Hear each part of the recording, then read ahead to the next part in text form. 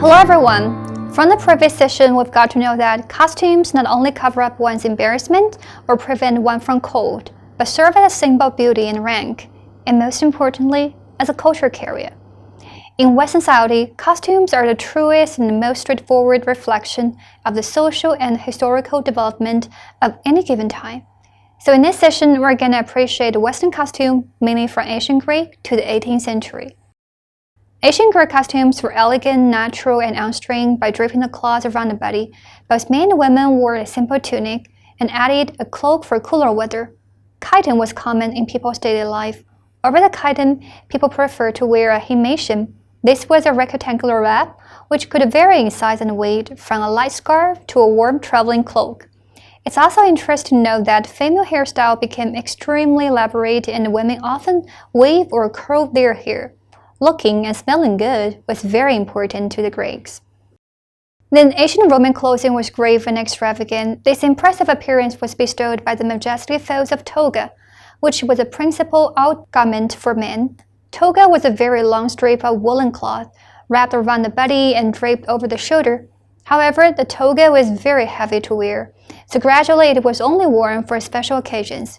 People also wore a large tunic, a loosely draped garment of undyed wool or linen.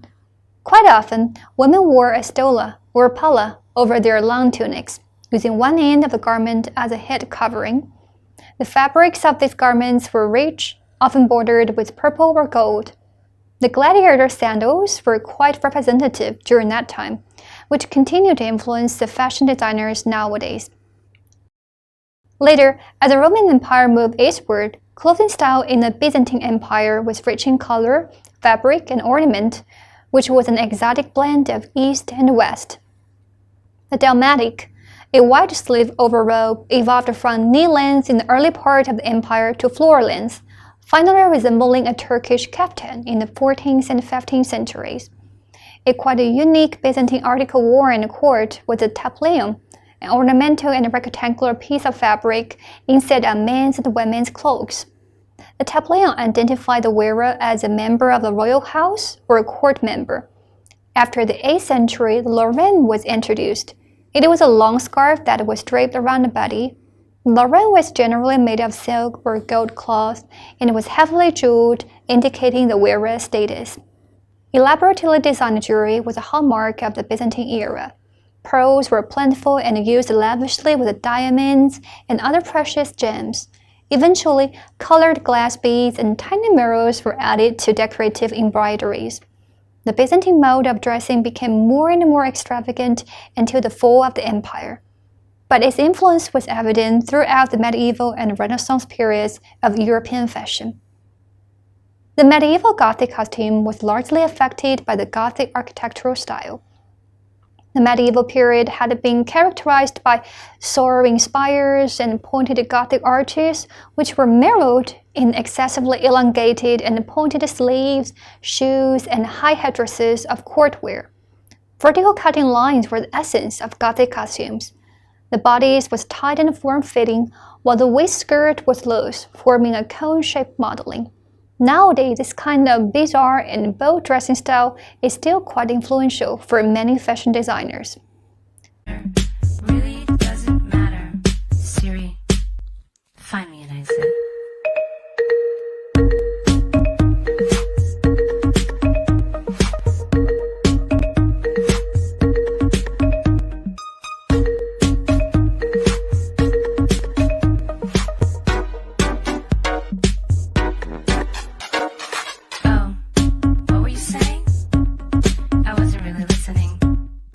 Focusing on humanism, the Renaissance period witnessed an extreme emphasis on gender differences in clothing.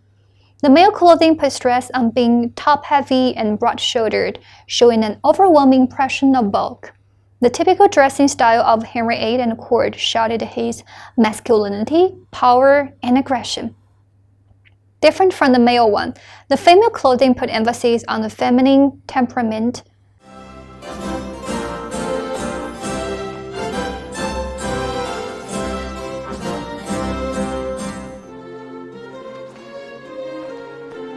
When may I see you in private?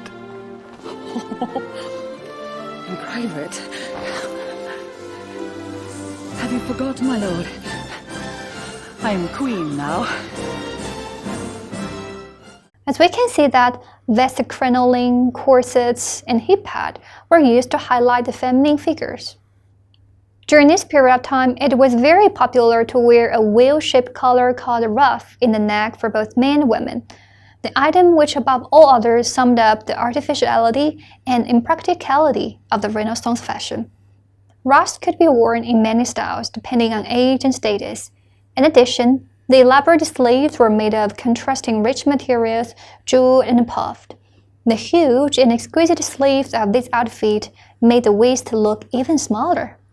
More importantly, the separation of bodice and skirt into two distinct garments and the gradual discarding of the gown was another way to show the gender difference.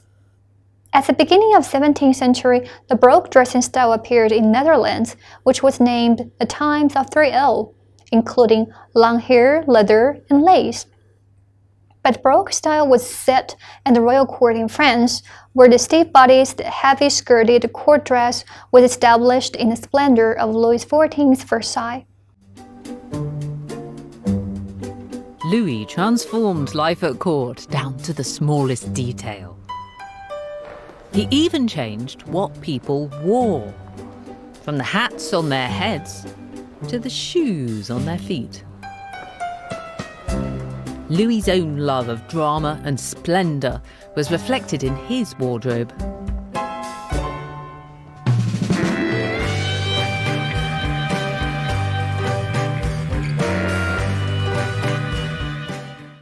At this time, men no longer emphasized masculinity. The pursuit of being attractive became popular. Long wigs, high heels, and lace were prevailing. Lavish quantities of elaborately patterned lace were used for every accessory, from cuffs and collars to handkerchiefs and boot holes. Flemish bobbin lace was widely available, and the new fashion benefited every lace-making center in Europe. Even today, this Baroque style still inspires so many designers and models on runways.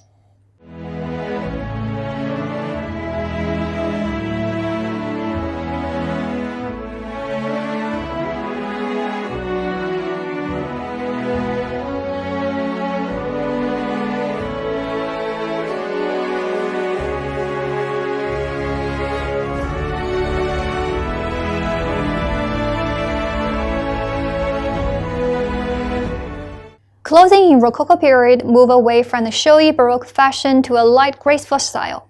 Luxurious silk fabrics were in single colors, delicately patterned and exquisitely embroidered.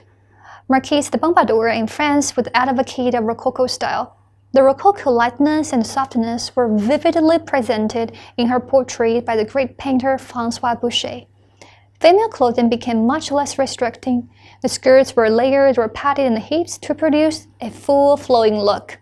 Abundance of lace, ribbons, bows, flowers, and gold embroidery became popular in clothing design. You can see more about this style in the movie Marie Antoinette, which shows typical imperial costumes in Rococo period.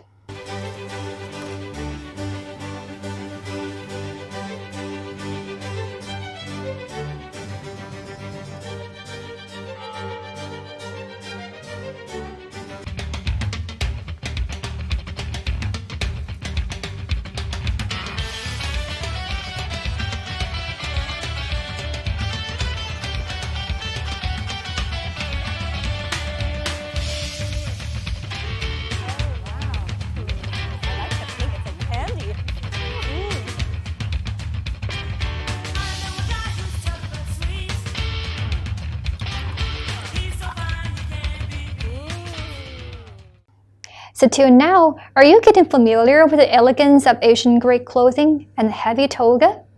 Are you fascinated by the exotic flavor in Byzantine garment? Are you impressed by the bold medieval Gothic costumes and the circular ruffs or the elaborate sleeves in Renaissance? Or are you just become interested in the showy Baroque style and the softer Rococo style in clothing?